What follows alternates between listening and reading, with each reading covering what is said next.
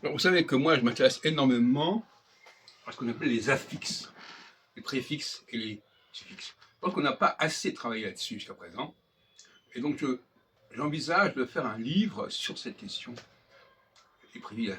Alors, j'ai déjà développé pas mal de choses sur ce point de vue. Je montrais par exemple que le futur était suffixé en français, c'est-à-dire que c'est l'infinitif avec additionnellement le verbe avoir, et que le passé était un préfixe qu'on précédait du verbe avoir. Certaines personnes pensent que la notion de préfixe fixe implique forcément que les mots soient collés l'un à l'autre. Non. Si je dis j'ai mangé, j'ai et AI est un préfixe de manger. Pas parce que c'est pas marqué j'ai mangé. Voilà. Donc ça, il faudrait arrêter. Même si je dis je n'ai pas mangé, pas est un préfixe indiquant le négatif, même si c'est un mot dit séparé. Alors, il faut arrêter la notion de suffixe.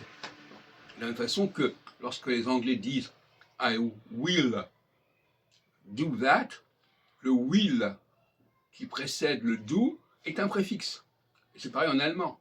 Ich werde essen, werde, c'est un préfixe de essen. Bon, donc ça, ce sont des choses qu'il faut revoir complètement.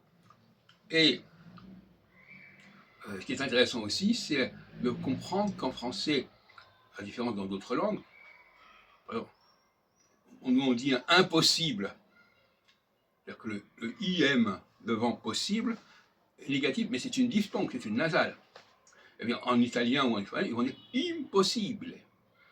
Et là, la négation n'est pas diphtonguée, n'est pas nasalisée. Donc il y a une perte du système, il y a une dégradation du système. De même que lorsque les Anglais disent unable, alors, ou les Allemands disent unmöglich, eh bien le unmöglich ça devrait être nasalisé, ça devrait dire unmöglich, pas unmöglich. Même quand ils disent klein, ils devraient dire klein et pas klein. Donc il y a des questions de ce genre qui se posent à la nouvelle linguistique, et de ce point de vue-là, je dirais que le français a maintenu la dimension nasale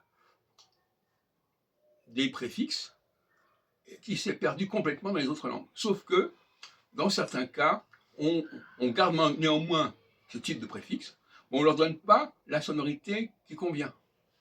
Donc il y a une espèce de perte de codage à ce niveau-là.